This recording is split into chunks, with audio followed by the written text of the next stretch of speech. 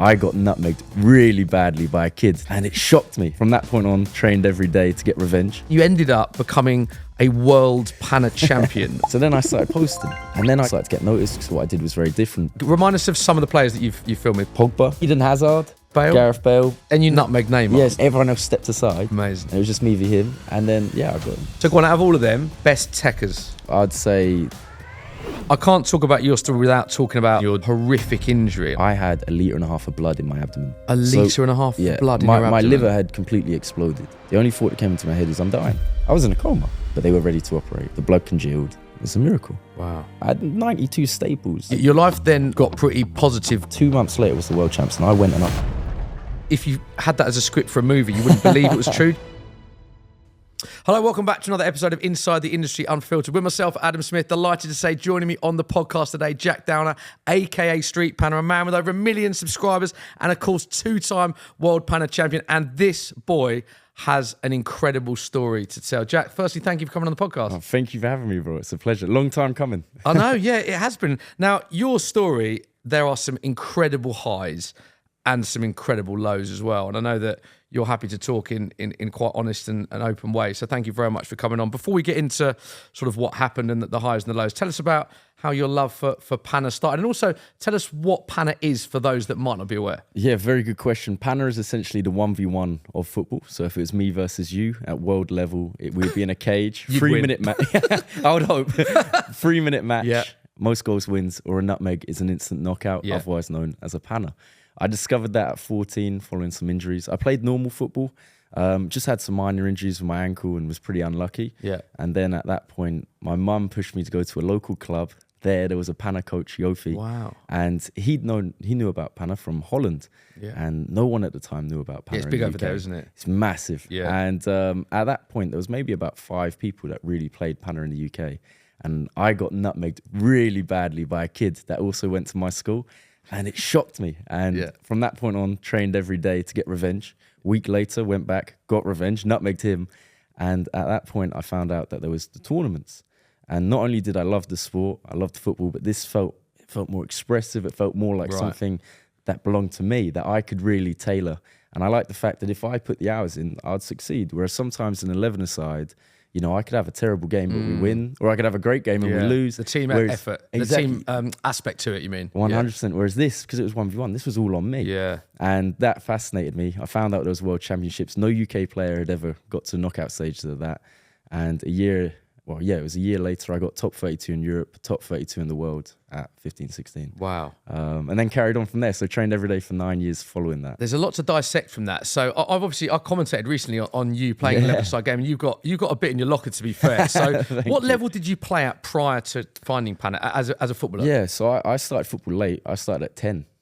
Which was super late, and I just enjoyed it on the playground and thought, you know what, I'll go to a team. Yeah, and I'd kick about with my dad here and there, but the first team I went to, it was the worst. Well, the first team I went to was called Trinity. They were quite good in the local area, Division 1. I got bullied out of it first training session. Even the manager told me not to come back, which I thought was crazy. Then went to the worst team in Division 3, but we lost every game that season. By the end of the season, I went back to Trinity. By the end of that season, I was like one of their better players. And then we were doing really well for the school. So we came top 8 in nationals, won the Kent Cup 2 years in a row. I was getting looked at by Charlton, Tottenham, West Ham. Wow. So that was going quite well. So coming down to Kent. You were being scouted by pro teams? Yeah, being scouted. They were coming down to Kent. I was a really straightforward right back at the time. Never left the halfway line. It was a completely different game. No skills in the locker at all. Just tenacious and focused. And then Charlton were going to give me a chance. And that was when my dad was talking to him about education going forward. Yeah. Do I think anything would have came of it? Truthfully, no. But did it mean everything to me at the time? Yes. But it was just as those talks were going on, final game of the season, got injured. Right. And that was when you talks evaporated. You found your love for Panna then, effectively. Exactly. And I lost a lot of love for 11-a-side because it was very cutthroat. I came back fully fit after the injury. They said, no, we were taking a gamble on you anyway. And I was like, wow, like that hit me at 14. And knew I had to get back into something, and my mum pushed me, and thankfully we found Panna. That's amazing, that, because I've been in a Panna cage. I've played, and it's obviously I back myself as a decent-ish footballer back in there, but it's a very different skill, isn't it? It's completely You can be different. very good at football, but not good at Panna, and vice versa. 100%. There's many top Panna players that have never played conventional football. Really? Never at all. Wow. Yeah, and there's obviously many footballers that have never played Panna. Yeah. For me, what I've always aimed to do is I quickly realised on social media that the Panna audience was only, it was pretty small at the time, whereas conventional football was massive. And I loved this sport, and I wanted to spread it to the masses. So I've tried to keep my football level decent, and I've been working on that as well, especially my small-sided. I play for England 3v3s and 4v4. I want to try and get into even bigger, maybe six-a-side would be pretty cool one day. But for now, I think trying to do both is what has allowed me to spread Panna to the masses. Yeah. And now most kids under 15 in the UK know what Panna is. Yeah, so and that's largely down to goal. you as well, and your success, which will come on. So I'm intrigued to know who your influences were. Like, were they technical players, I'm guessing? Yeah, I mean, within 11-a-side, I loved Ronaldinho. Yeah, he was the exact reason that I started football. Yeah. So my dad was a boxer, and he was always training in the gym when I was with him, and I never wanted to box.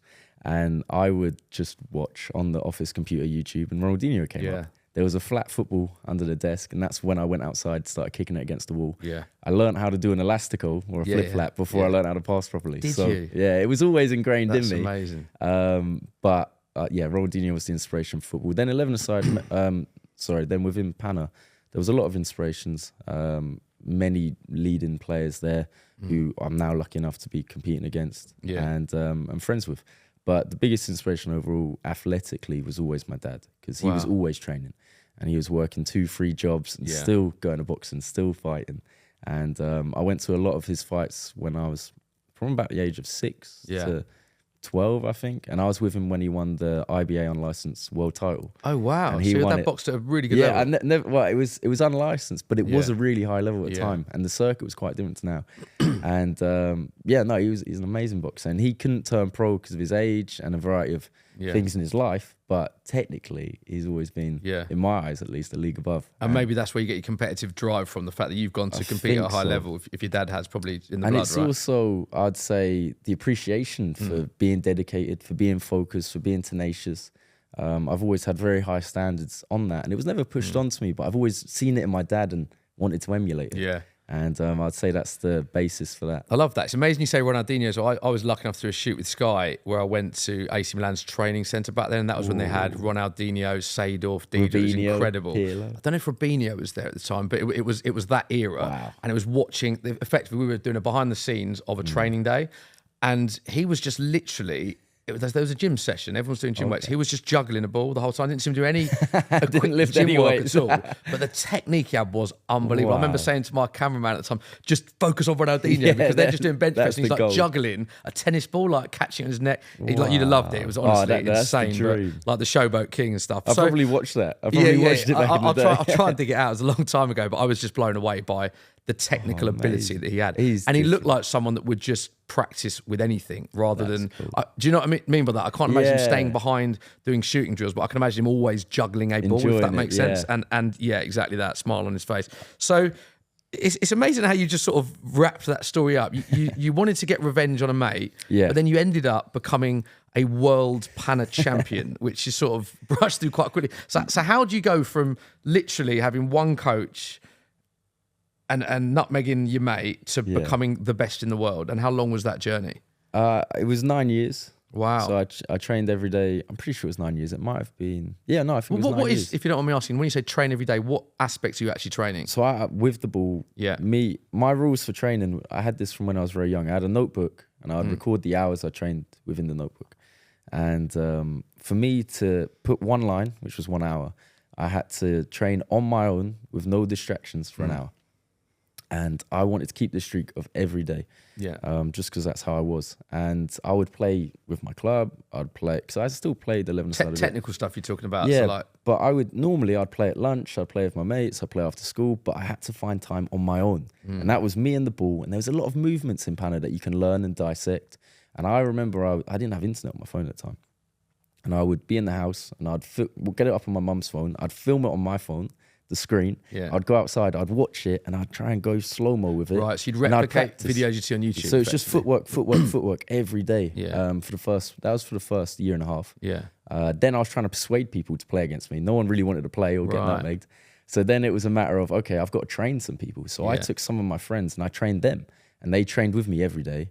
And in fact, when I won the first world title, my best friend, who'd never played Panna before, was in the final against me. Really? Yeah. So that's how much we trained together. Because he helped you with your dream and realised that was his dream as well. Yeah, and he loved it. Wow. And when we started YouTube, he became my cameraman. Wow. That's Billy Mac, shout out. Yeah. And we trained, we got Super Bowl finals together. And that was just after COVID.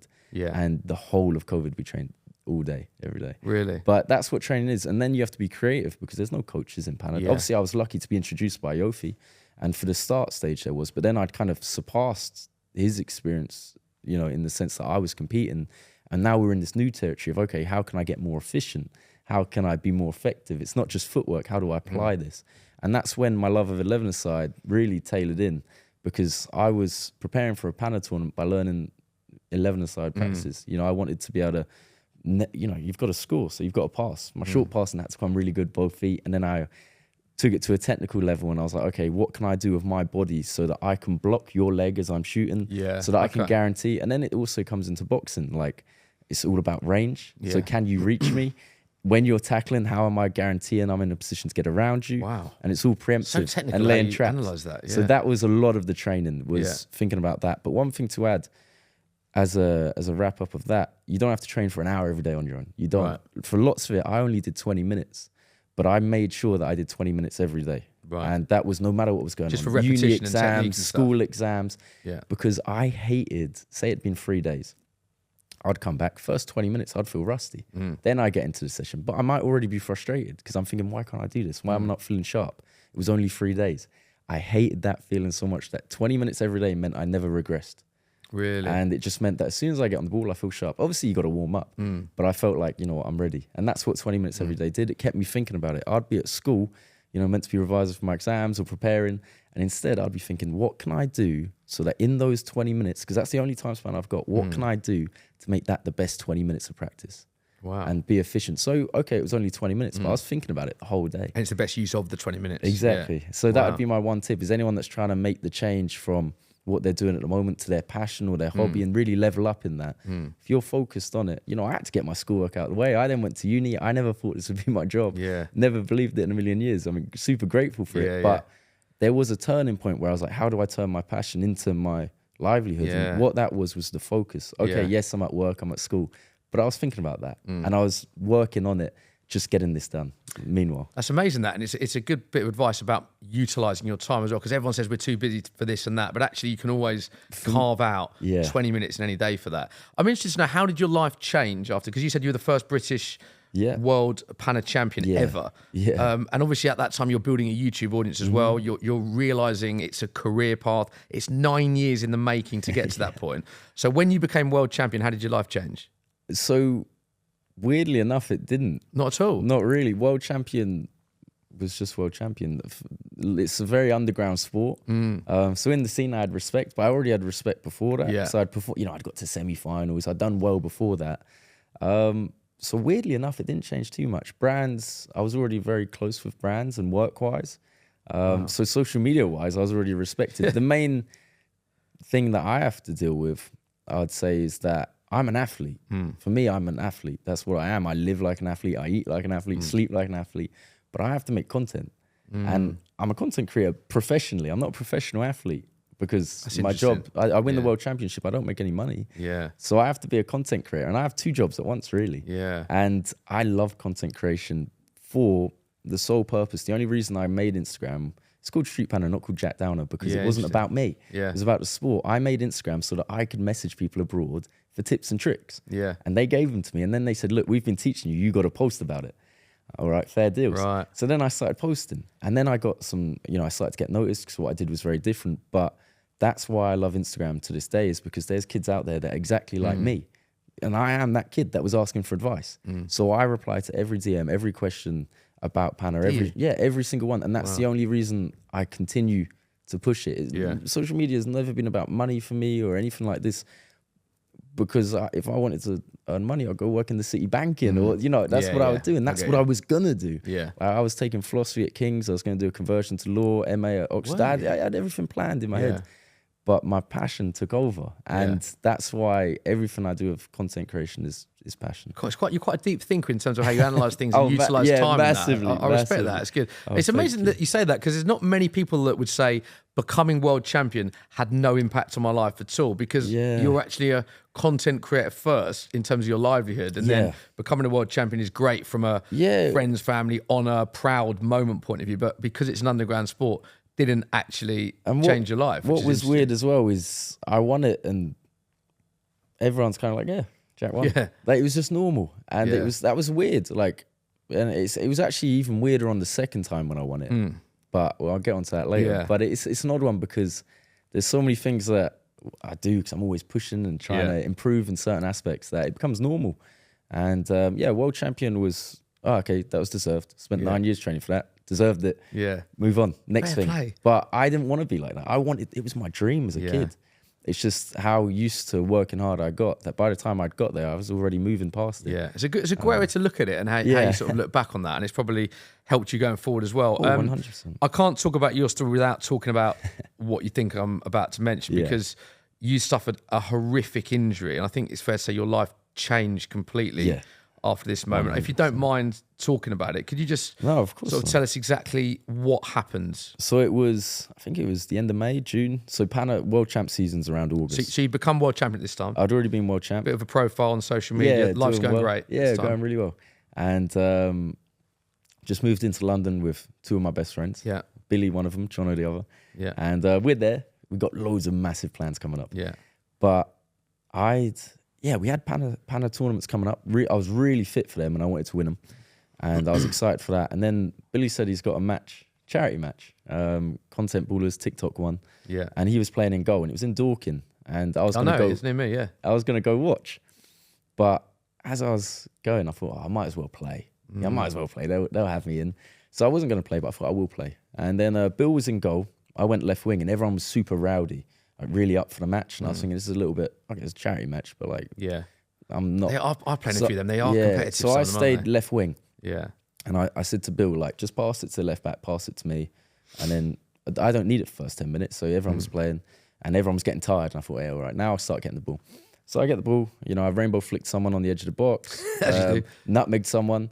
And then the goalkeeper on their team, he dropped it, and I kicked it in. And he was very angry. And then we kept trying to pass it to the left back, but they'd missed the ball. Yeah. So it couldn't come to, like, they'd literally miss it. And I was like, oh my days. So I said to Bill, just long it over the top. Yeah, route one. And there was one where he pinged it over. I controlled it on my shoulder, nutmegged it. I was sick. I was starting to enjoy it now. And then long ball over the top, and I'm running, and it's there. I've just gone too far. I thought, all right, now for this one, we'll get it. I'll get the goal. Long ball over the top, I'm running. I see the keeper out the box. I don't think anything of it. I'm thinking, why is he out the box though? And I think he's going to head it. And then I look at him again. I think he's not heading it. Then the defender came across me, and I thought he must have stepped back. So I'm still sprinting, looking at the ball. Boom, goalkeeper's knee, straight through my stomach. He didn't head the ball. He didn't punch it. He was outside the box. Yeah. He just decided to knee me. Right. 16 stone through my abdomen. At that exact moment, I fell to the floor. When you're winded and you can't breathe. I had it many times.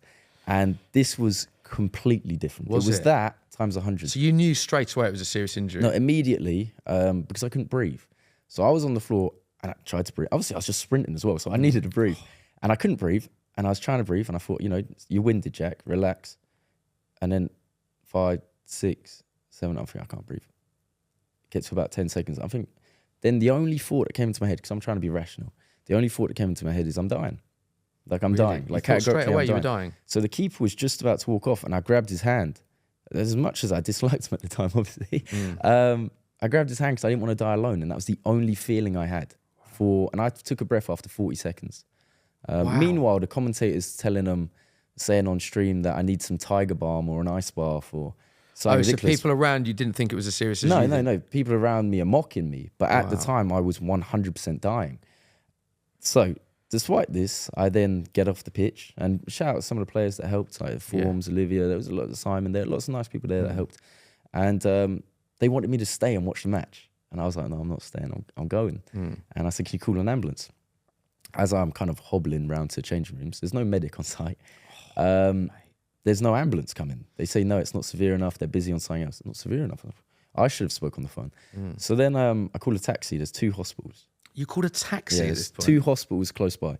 The taxi took 50 minutes to arrive. It was an hour and a half journey to get to the hospital, and it was a bumpy road. Yeah. At this point, I was with my girlfriend at the time, and massive shout out to her. Like, you know, we got through that, and I was in that taxi for an hour and a half on these bumpy roads. At that point, I had 1.5 liters of blood in my abdomen, but we didn't know it. 1.5 liters of blood in your abdomen? My liver had completely exploded. So a grade 5 liver laceration. A grade 2 is like you got stabbed. A grade 3 is like you got shot.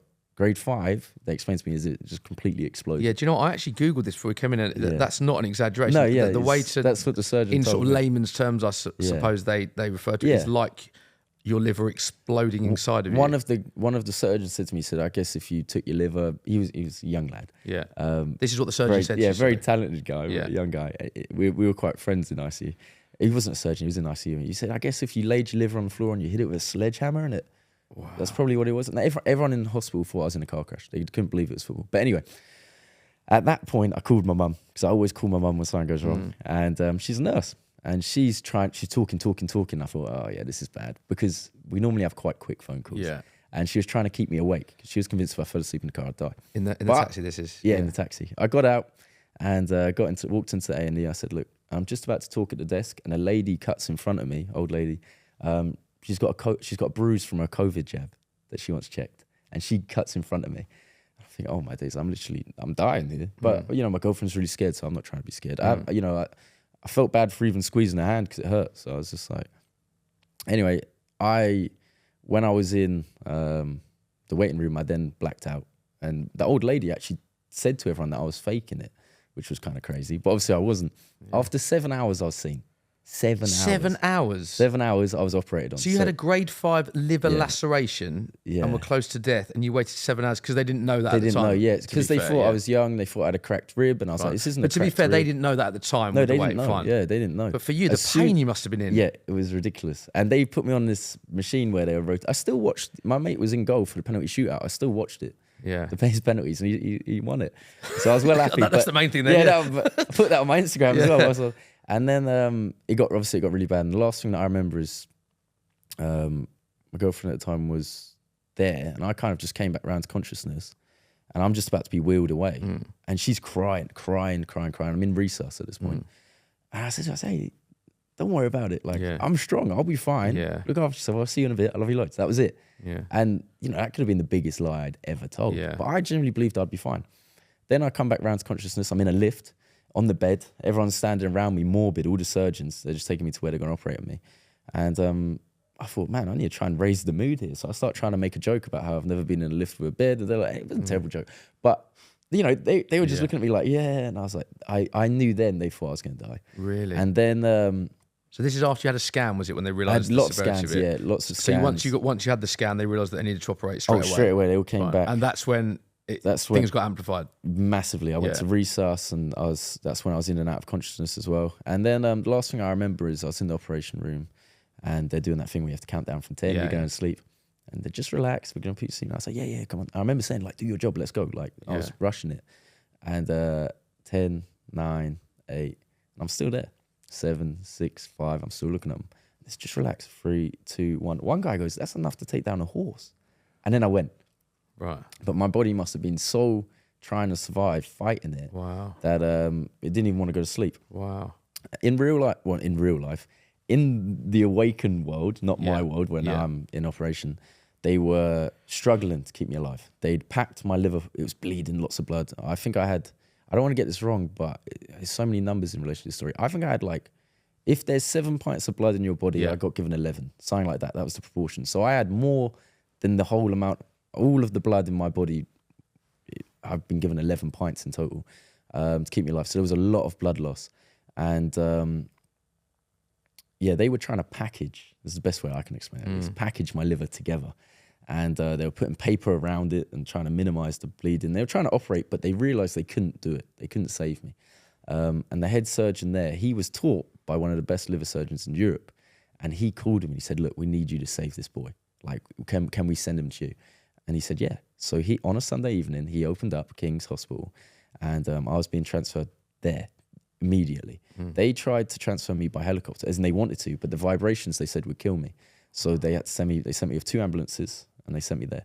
As they were sending me out of the hospital, I had a full standing. All staff in the hospital were standing as I was wheeled out, like my eyes taped shut. It looked like I was dead, and my family saw that. And that's the most distressing thing for them, because they were convinced, and they had to say goodbye to me as the travel, because they were convinced that in the travel I'd probably die.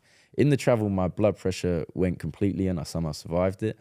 But what was crazy, and one of the reasons why, so when we talk about probabilities, what's the chance of survival here? Well, it's 0, really. And how can I substantiate that comment? Well, there's something called a caudate lobe. I don't know what this does, but I know it's right next to my arteries in my liver and yours. So it's right there. 1 millimeter difference. If the point of impact was 1 millimeter difference, I'd have died immediately, because that's where the artery is. Instead, it was upon my liver and my caudate lobe. My caudate lobe avulsed, landed somewhere else. They had to reattach that. It's necessary for life. I don't know what it does. Right. And from what I was told, in 2017 was the first successful reattachment of this caudate lobe. So it's a difficult procedure. Wow. That's why I was being transferred. So now I'm in this induced coma. I get to the hospital. He's there, raining. He's ready to take me in, open me up, surgery. One of the best surgeons going for this. He's ready for this. He opens me up. He looks at me. It's packaged. He closes me up, and he leaves me for 3 days in a coma. Why? My caudate lobe in transit had attached itself. It's a miracle. Wow. And they're still looking at that today. Which they don't know how or why that happened. No, I mean, logically, they packed it and they put it in the right place, and they hoped that maybe the blood could do something, but they were ready to operate. The blood congealed, and it attached. So he's left me there for a couple of days. I was in ICU for 14 days in total. 14 days. Yeah, I was basically, it was like in a basement. There was no natural light. I was on morphine, opium, ketamine. I was fully intubated, which meant that my lungs were being operated for.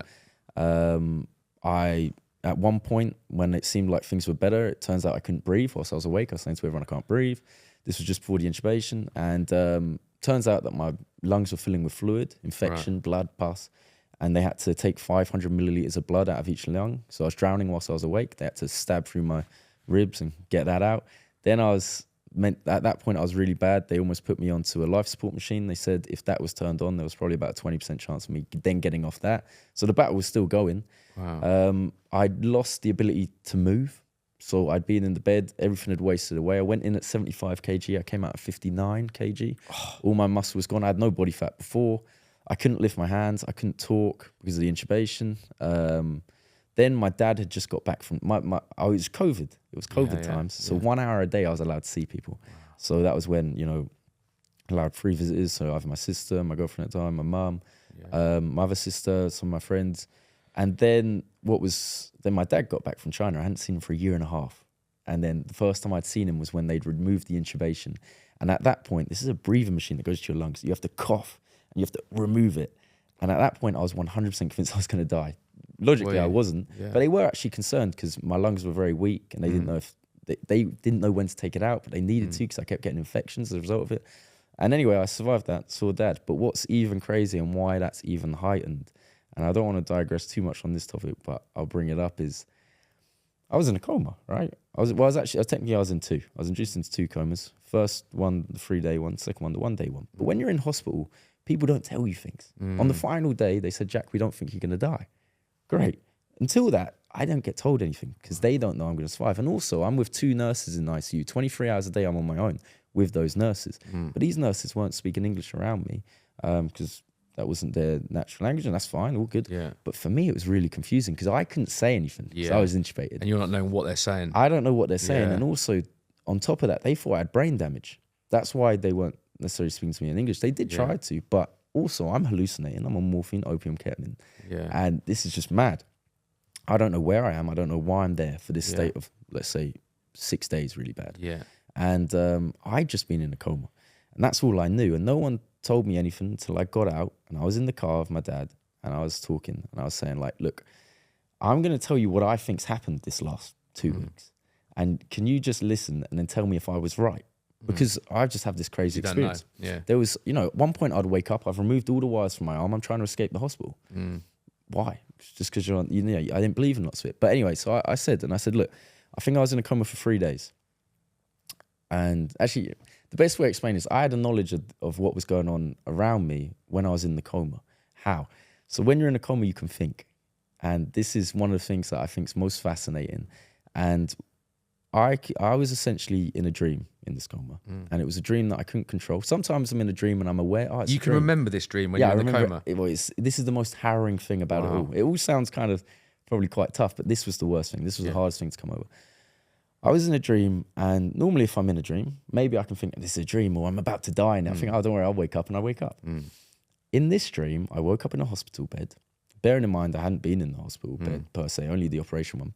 I woke up in a hospital bed. A nurse turned around and said, Jack, it's time for your cough. Okay, what's this? That's the intubation, when you cough up fluid that's on your lungs. And you get ready, you test how strong your lungs are to be able to see if you can remove the intubation. I didn't know I had this at the time. Anyway, in my dream, she said, it's time for your cough. Okay. So she blows air into it. It's a really horrible procedure. And you feel like this.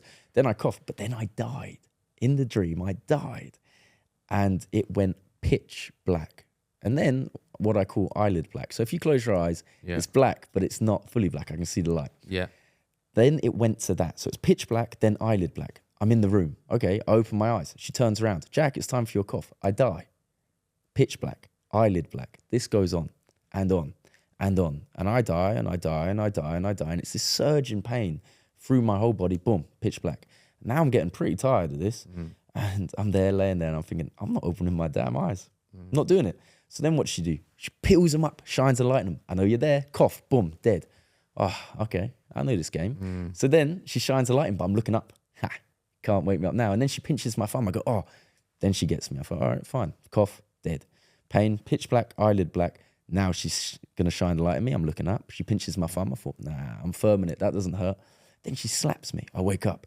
Oh, my days. So then the next one, she pinches my thumb. She slaps me. She shines the light in my eyes. I'm looking up. She still hasn't woken me up. I'm still tricking her in my eyes. Then she's shouting at me, Jack, Jack, Jack, you need to wake up. Jack, you need to wake up. Respond, respond.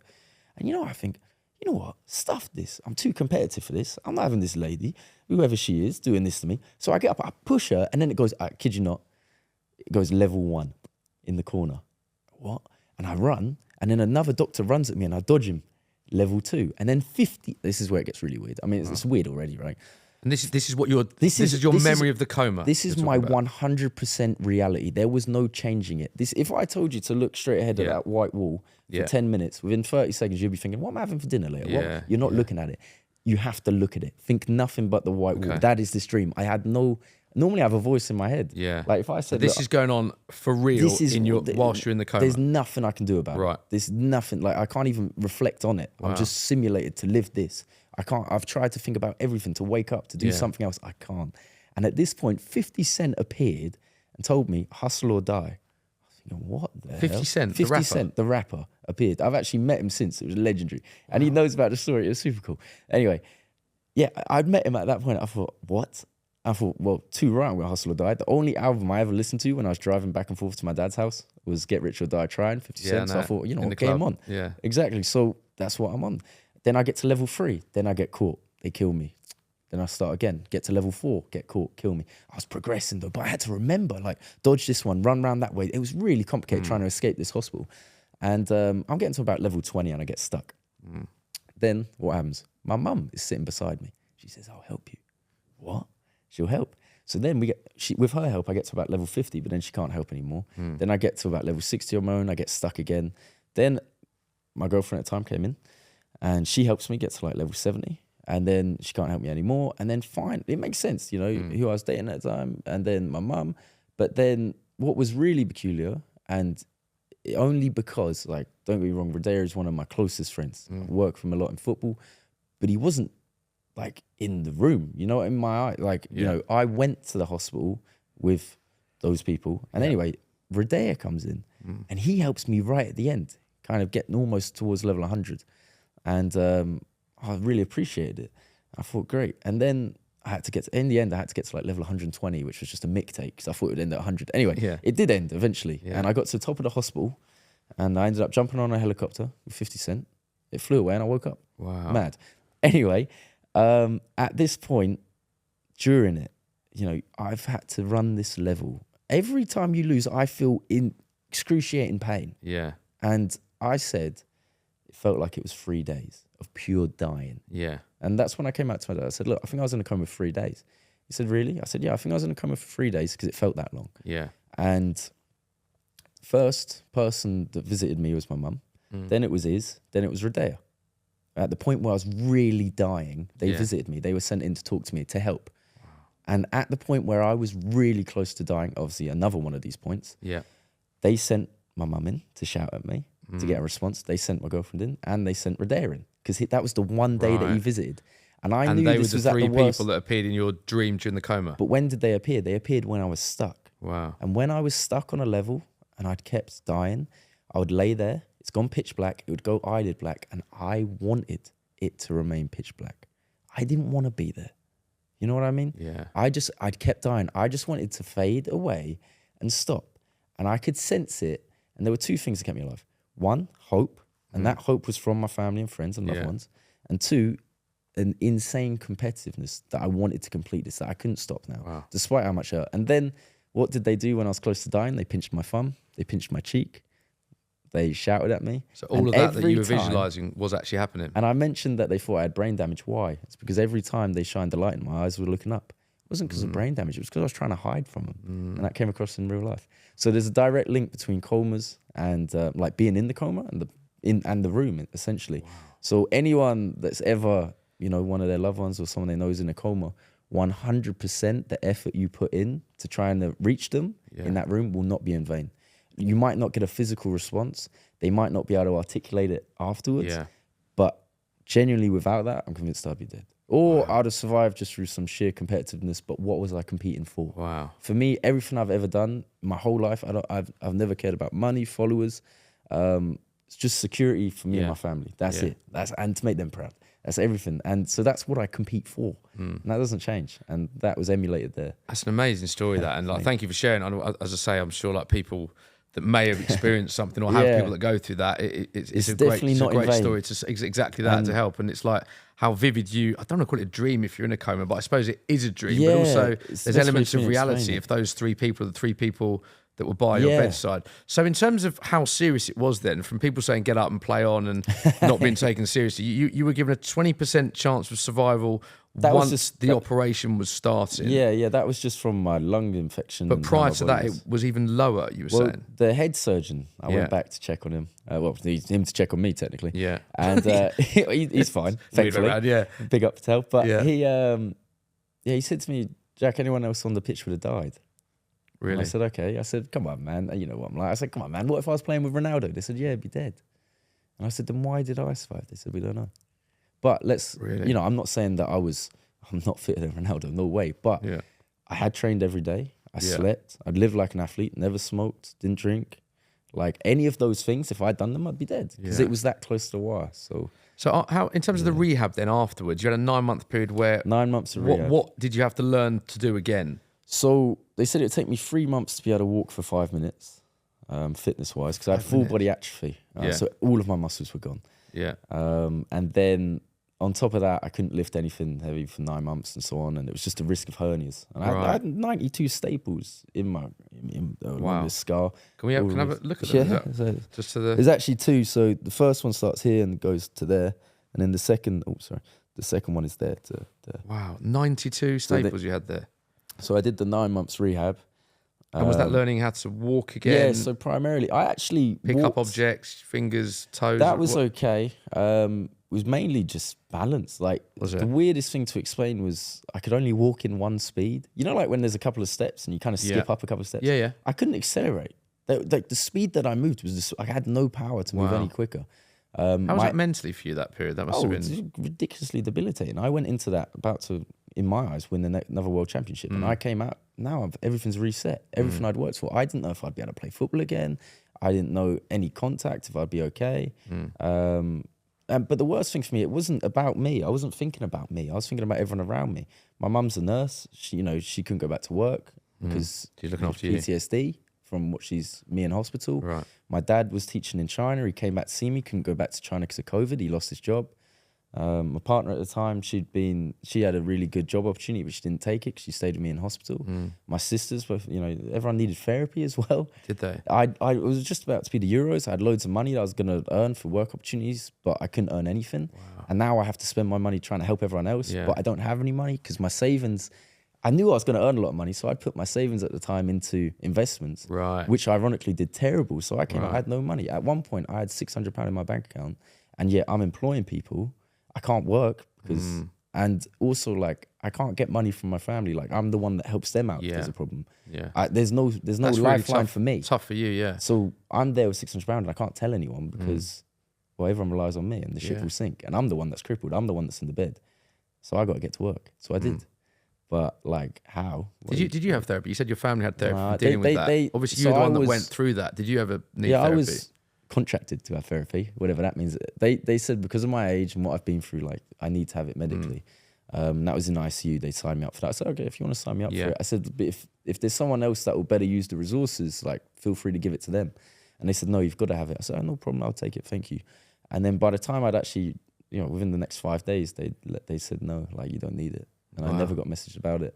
And I actually walked in ICU because I refused to go to the toilet. You're in a bed bound, right? Going to the toilet's not pretty when they turn your digestive system on, which when they turn on, you can feel, which is super weird. Anyway, I had life, there's a scar there. It's about the size of a pea. And that was a wire that went directly to my heart, which I felt them remove. Like every one of my organs has been wired. And anyway, I would refuse to go to the toilet in the conditions. So I actually tricked a physio who was coming on the next day. And I said, look, it's time for me to walk. And he's like, no, you're meant to be sitting. And I was like, no, I did all that. It's time to walk. And I tricked him. And I actually walked to the toilet. And I said, where's the toilet? I'm walking to there. He said, there's no toilet on this ward because no one in ICU walks. Wow. And I said, where do you go to the toilet? I'm going there. And he said, okay. And as I was walking, I remember seeing the faces of the other doctors like... Surprised, in amazement. No, scared that if I fell, like it was done. And then on the way back, they all applauded me. That's amazing. Yeah, so that must have been a proud moment. Yeah, I've seen videos actually of your rehab, you documenting it, and it's actually, your drive is incredible. I have to say, like from what you went through, and it's like, so sorry to hear that, but your drive to get back and how quickly you got back.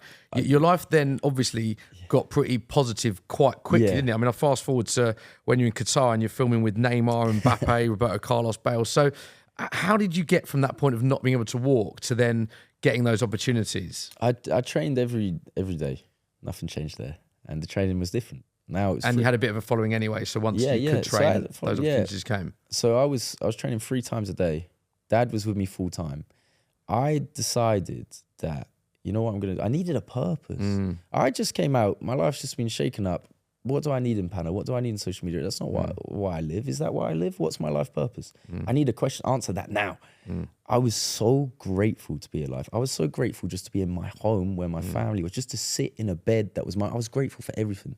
And I was like, what can I do that's meaningful? And for me, my wallpaper has always been the picture of me and my dad when he won the world title. And I've always wanted to replicate that with me. And I imagined that with Panna. And I thought, you know what? Why am I doing it with Panna? I'm going to learn boxing. And I'm going to learn. I was so scared. I was scared of the T-shirt touching my guts. Surely boxing's more dangerous than Panna. 100%. Immensely dangerous. Yeah. Immensely. But I was scared of aircon because the ICU was filtered. So I had to, get over that. I was scared. I just didn't like it. And then I got over it. And then the last thing to get over was this pain. I thought, I'm not going to be scared of anything for the rest of my life. I'm so happy to be here. I'm going to make the most of everything. I'm going to do boxing. And I hadn't told Dad, but he didn't have a job. And I managed to get investment because he wouldn't take money from me. And thankfully, I didn't have it to give. But I got investment for £40,000 for him to stay for a year to coach me. Right. So then I go back and say, Dad, you're going to coach me to box. We're going to fight on Misfits one day. And he looks at me like, you're mad. And that's still your dream to this day, And I said, right? Here's the money. Yeah. And we did it. We trained for a whole year.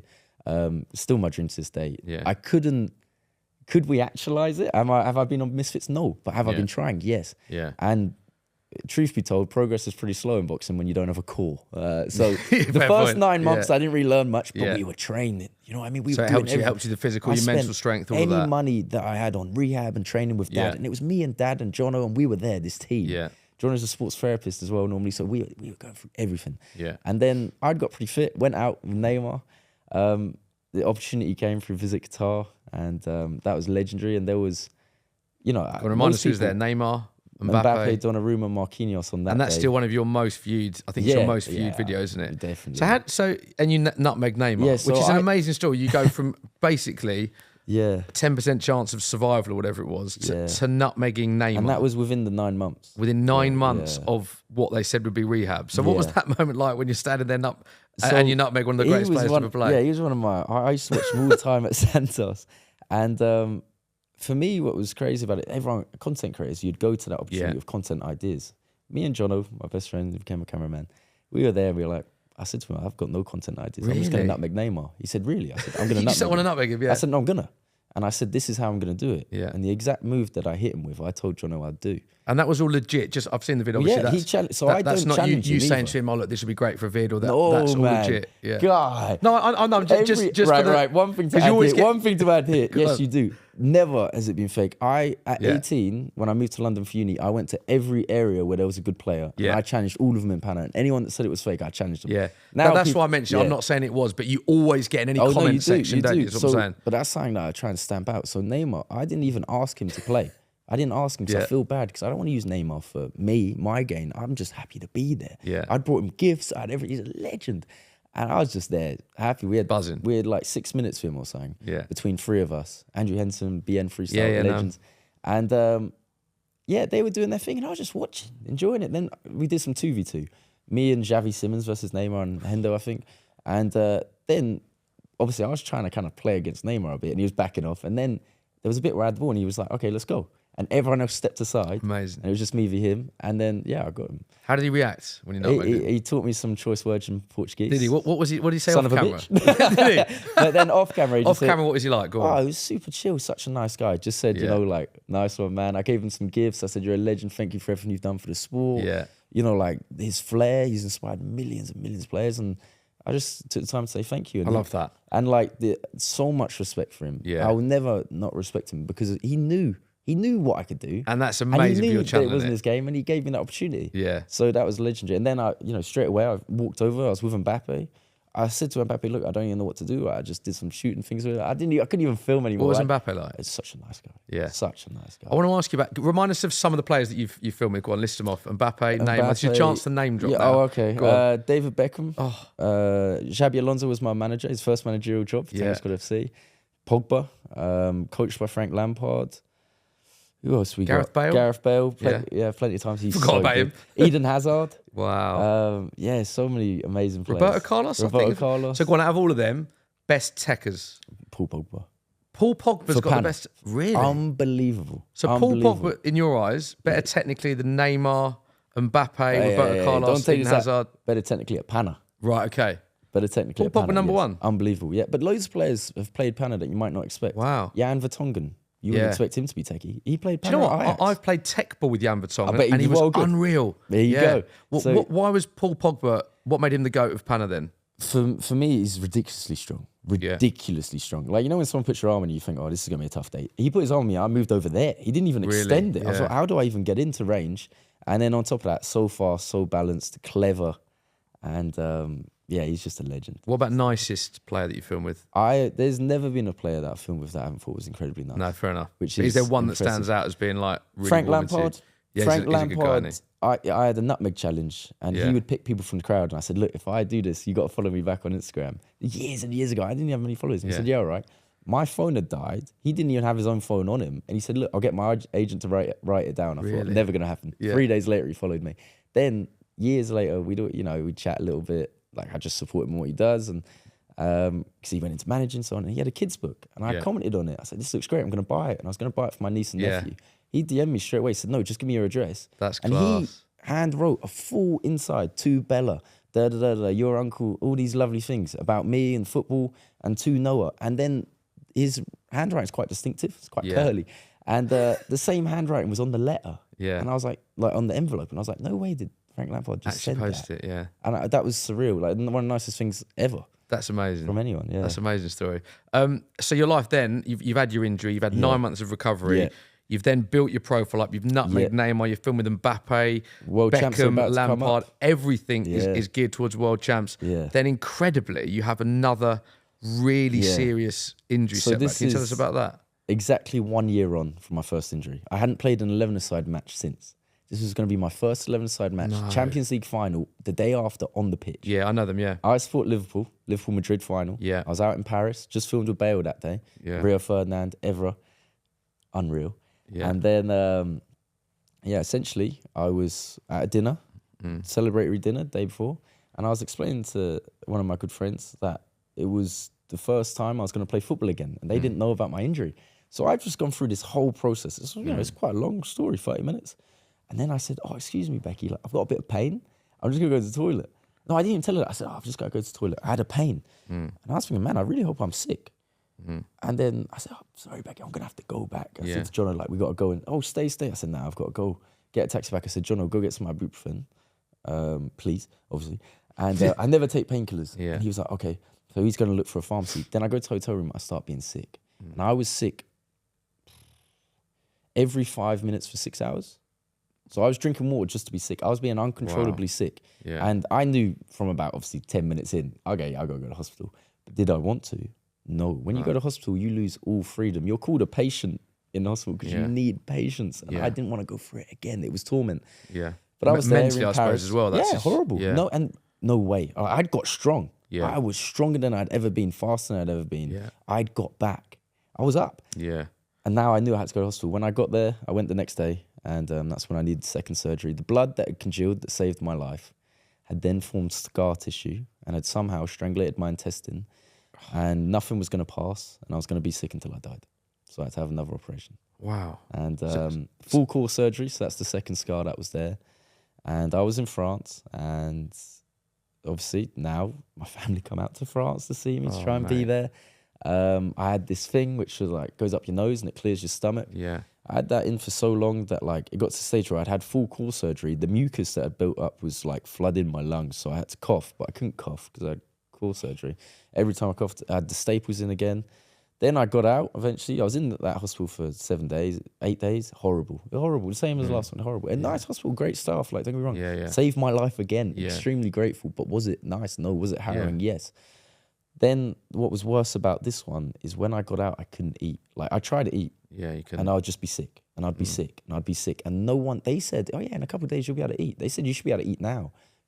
3 weeks later, I still couldn't eat. The only thing I ate was jelly. It got to the stage where at one point, my mum and dad were debating if they're not normally together. So the fact that they were even together, that proves it's serious. And they were debating if I should eat 1 egg or half an egg as my meal. And I was there losing weight again. I went in 75 kg again. I came out about 61. I went down to 59 again. I was nothing. But thankfully I could still move. Like I was still better. I wasn't bedbound as such. I had no energy. It was mentally ridiculous to be in the same place again, to have the same journey ahead of me, the same 9 months. They said it'd take me 3 months. Was it another 9 months recovery for this? Same surgery. And can I just ask, this was again another life surgery, same recovery. Was this another life-saving operation you had, as in if you hadn't have gone to hospital? Yeah, no, I would have just been sick until you would I have died. Yeah. So that was. So how mentally tough was that when you've come through almost cheated death? I've heard you say in articles. I don't want to put words in your mouth, but you said you were close to death the first time. Then come through that to then your life's going so great. I was having dinner. That step back again. What was mad is I was there having dinner. How mentally tough was I wasn't on that? the pitch. I was just eating dinner, and now I'm suddenly going to die. That's why I'm doing boxing. You know what I mean? If I die in a ring, I die in a ring. Yeah, it's dangerous, but I die doing something. Something that I believe is meaningful, something others will be proud of, something that if you looked at that, you see me in a ring, you see a foot-long scar. You go, I don't know who he is, but he's done something. And the worst case scenario, something bad happened, I'd never die in the ring. I'm too prepared. I'd never die. But imagine it did. You know, that's what everyone's scared of. Well, I almost died having dinner. I'd rather go out doing something I thought was valiant. So that's my approach to it. And yeah, it was scary, but you have to own it. You have to move forward. Like I'm in that position. It's 9 months rehab. I can sit here and or was it another 9 forward. months for rehab with this? I can move forward, or I can stay there. They said it would take me 3 months to walk again, and I didn't eat for the first 3 weeks. So I was even weaker than that. And 2 months later was the World Champs, and I went and I won. Wow! So 2 months after your life-saving operation, you went to the World Champs and won it. I mean, how on earth did you do that? I was fortunate that when I started playing football again, there's a Panna cage in my hometown in Ramsgate. They put one in my hometown pitch. and I was recovering in my hometown. And I went there with Jono, and we just played a little, no contact, nothing. And I could still move my legs. I could still do it. It hadn't left. And I was thinking, oh, that's nice. Because I was expecting to fully have to relearn everything. I was thinking, this is good. This is better than last time. And then I needed the money badly this time as well. And I was like, oh. And then an influencer job came in. All I had to do was kick a ball for an advert. And I think it was with Harry Kane. And it was a really good fee. And they were giving it to me as a favour as well, I think. And super appreciative of that. And I looked at it. I can't remember the exact date, maybe like 8th of August. But at that time, I can't do that. Why can't I do that? It's the World Champs. It's the same day. Super World Panna World Champs was then. And I looked at it and I thought, no, I'm going to take the job. I'm going to take the job. And then kind of like, this is when I started training Panna. I didn't tell anyone. Like just me and Jono training a little bit and my dad. And then I was there. And I said to Ash, my manager, I said, I don't think I'm going to take the job. And he's like, really? It's a really good job. Like, you'll be able to do it. It's fine. Don't worry about it, Jack. I said, no, I think I'm going to go to the Panna World Champs. He's like, what?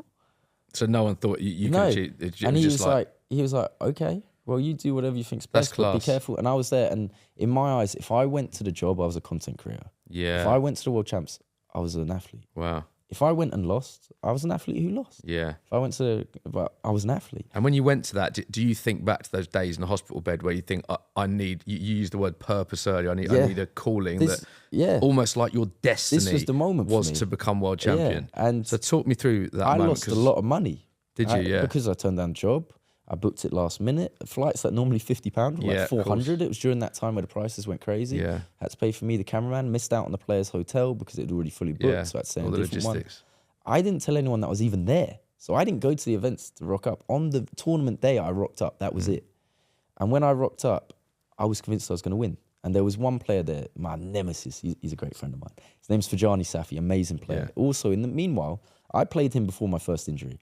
Yeah. And he knocked me out the European champs 1-0. Yeah. Then I knocked him out the world champs 1-0. There's never 1-0 games in Panama. It's crazy. Yeah, yeah. And then there was 2 years. In those 2 years, 18 months, I've been rehabbing, right? I've had a lot going on.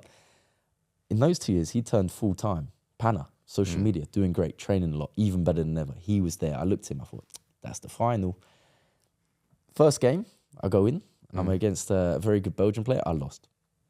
And I was like, oh my days. I lost in the group stage. I thought, this is ridiculous. I sat on a chair, and that was the first match of the whole tournament. Everyone just looked at me like, he's lost. He's not got it. He's not got it. And I was there, and Jono didn't even want to come over to me because we were filming. He didn't even want to come over because he knew. And I said, no, it's fine. And I said, look, and the thing with me in training, I train so much, you have to lose. You have to lose. When you train. Yeah. But I have a rule. I never lose twice. Right. Never twice. Jono might dribble around me once. Never twice. Never. Because, okay, that one, I wasn't concentrating. Now I'm concentrating. Even if I was concentrating. Yeah. Now I'm concentrating. Yeah. Never, so, and then what it was round robin style. Right. So in the group, you had to win 7 in a row. Oh my days. 7 in a row. I had no stamina. Yeah. And that meant that in about a minute, I was going to be playing that guy again. Yeah. Never twice. Because he won all his games. I beat him. Yeah. I then won 7 in a row. I was then against the Czech champ. I beat him. I was then against an amazing player from France. I beat him. And then I was in the final against Fajani. As you called it. As I called it. And it was a tight final, right? It was a ridiculous final. I could have won it the final seconds of extra time. I was 3-2 up. But then he tackled me somehow, scored. It went to extra time, extra 1 minute. He went 1-0 up. It got to a stage where it was 5-4. I had 3 seconds left to score, and I did. I made it 5-5. No, 6-6 actually, that score. Yeah. Then it was golden goal. Yeah. You start back-to-back, you turn. Yeah. And then whoever gets the ball gets possession. It's not to give you an unfair advantage. It's just to give you possession. Yeah. He turns, kicks it. Amazing play. Goes next to my goal. I know then at this point, he's not going to stop and give me a fist bump just for possession. He's going to take that ball and score, as you would in a World Champs final. Kind of against the rules, but it's street football. So at that point, I turn, I jump and I keep my legs together, but I put my heel in front of my shin and I block it with my shin, hits the crossbar, bounces on the goal line, hits me again. I jump up my calf, hits it back onto the crossbar, and now the ball is falling. And he's running at me. And I wait, and then I accelerate the ball into the floor because it's taking too long. And then it's rolling and it's spinning. It's like on this carpety floor, this tournament. And it's spinning, and he's coming at me. And I'm waiting for him to get close. I don't want to touch it into him. And as he gets closer, I touch it around him, score. 7-6, won it. And then you become world champion for a second time, Panna world champion. having been through 2 life-saving operations, and also being told that you might never be able to play again, learn to walk again. So just talk to me about what that moment was like for you and what the reaction was like from your friends and family. Because Jack, that's an incredible story you've told. It's almost like if you had that as a script for a movie, you wouldn't believe it was true. Do you know what I mean? Just talk to me about what that moment was like. So the moment was obviously surreal. It was surreal in two ways. One, I was very proud. I was relieved. I was there with Jono. I was super happy to be there with him because he'd stayed by me this whole time. Yeah. My dad was live streaming. Everyone was watching. That was great. But what was peculiar was the fact that it was almost underwhelming. I still felt like I deserved it. And it was done. And I was like, I can't believe I've done this, but what now? What's next? And if Jono wasn't there, truth be told, I wouldn't have even been happy. I'd have just been like, oh, did it, got the job done. Relieved. You know, I had a lot on the line. Yeah. And that's sad, really. Like, I think that's sad. I should have been so happy, but I wasn't. Like, everyone's like, oh, do you want to go out now? Like, no, I didn't. Back to work, back to training. And at that point, truth be told, when I had the second surgery, the funding for my dad to stay and coach me was taken away. So dad had to go back to working in China. Yeah. My mum's still a nurse. Just work to be done. So I got back to work and I was training. I moved to Wales to train for boxing. And I've been training there. And to have some space, I live next to a nature reserve. I'm running through the woods every day. I'm training 3 times a day, 16 times a week if I'm fully fit. There's a variety of injuries that I've had, ankle things. You know, after full body atrophy, I tore my groin twice, hamstring once, like, because the muscles aren't the same. But right now I'm feeling fitter than I've ever been, stronger than I've ever been. Man. I'm running 5K in 17 minutes, although I don't train for that. Wow. Like, I'm feeling good and I'm ready to take it to the next stage. And what I want is one night in my career, which anyone can look at, which is seminal, which is McGregor versus Aldo, which is Foreman So I was going to ask that, what's next for Jack for Street Panna? That's and what I'm boxing sounds like it's your ambition rather than Panna. At the moment, I want to maintain Panna. I want to continue to compete in Panna, continue to inspire. I've made. Do you still want to be another world champion? 100% that will happen. 100%. Without a doubt. Need the hat trick. Yeah. But for me, for now, I can't employ my dad to coach me in Panna. I can employ him to be my boxing coach. So as soon as I make money from boxing, he can have it. He can come back from China. He can stay with me. Teams back together. That's my dream. Then got to get my mum to retire. Perfect. Yeah. And then with that, Panna all the way. But boxing's a side quest. Hopefully you'll look at it. Everyone that will see me, they'll see what I've been through. Because you can see my scar. You can see it. Literally. And you think that's wrong. And it is. But you can do it. Yeah. If you push the levels. And everything's wrong until you prove it right. And like, that's what I want. I want to go out there, inspire, do what my dad did, be proud there. Hopefully others will be proud for me. And they will take that story and do it for themselves. That was impossible, but I want to do it now. Yeah. And then I'll go back to Panna. And then one day, who knows, I might even go pro in 11 side at 30, just to prove to people that told me at 14 that I was too old, that they were wrong. Yeah. It's all possible because right now I'm able to spend my days training because I'm supported by social media and everyone that supports me has changed my life. And I am so grateful for that every second I have, I work. I work because I never want to feel like they support the wrong person. They follow the wrong person. Everyone that follows me, I hope that I give tenfold. And at the moment, I don't post as much because I'm training. And I want to make every single person that's ever supported me proud. Every single person that's allowed me to help my family, my friends. I have to repay that. And I'm doing that not through necessarily videos, but through excellence. That's what I aim at. Genuine greatness. I think I could have been a generational talent. Someone might have called me that once, but instead I picked a different sport that no one looks at. Yeah. And I'm aiming to show my talents in something that I have no right to be good at, which is boxing. I'd never done it before. I started with no core. I got reset, and I'm aiming to come back. And I hope that when I go in that ring, win or lose, I know I'll be proud. I'll be more proud than when I won the World Championships, just stepping in, because it's so scary. Wow. And it's been such a journey to get there. My dad will be in my corner, and my best friends will be there, and everyone will be front row, and you better be there as well. Yeah, I got you better be there, and everyone that's listening, I want to be there. Yeah. And this will be a moment to prove that okay, I'm going to win. I don't mind if I win or lose. This is a moment of overcoming. This is the moment that I think everyone should look at and go, yeah, Jack did it. Jack. He's strong. That's powerful, mate. And that's what I'm aiming for. I love and hopefully they take that for themselves. Can I just say, it's been an absolute privilege to have you on. And I think your journey, I mean, I didn't even know, I've obviously done my research, but I didn't know the depth of what you've been through. And I think you deserve an unbelievable amount of love, respect from everyone watching, listening to this, for what you've overcome. And I think everyone should be so proud of what you achieved, your journey. I feel like you're only getting started as well because the passion that you've got. Final question, just want to know what advice you'd have for people that may be overcoming challenges, because there's no one better than yourself who's overcome the biggest challenges. So just advice you'd have for people, really. I think one of the things I was lucky with is my challenge that I overcame, everyone gives me respect for. They look at it and they go, well, yeah, of course that's difficult. And then they give me respect. Lots of challenges that most people face feel just as harrowing mentally as what I went through physically, but it doesn't necessarily get the respect. So I would say just trust. If you are feeling bad, whatever it is, whatever the reason, because of this, because of that, it is never petty. Don't put it down. You know, believe in it, trust it, speak about it, and support each other. Because if you are feeling that bad, it doesn't matter if it's justified or not justified to the outside world. In your reality, it's real and it's bad. So like, that's what I'd say is like, never disregard your own feelings, and 2, have an unwavering belief that you can do more. Anyone out there that has done something good, you can replicate. It just takes time.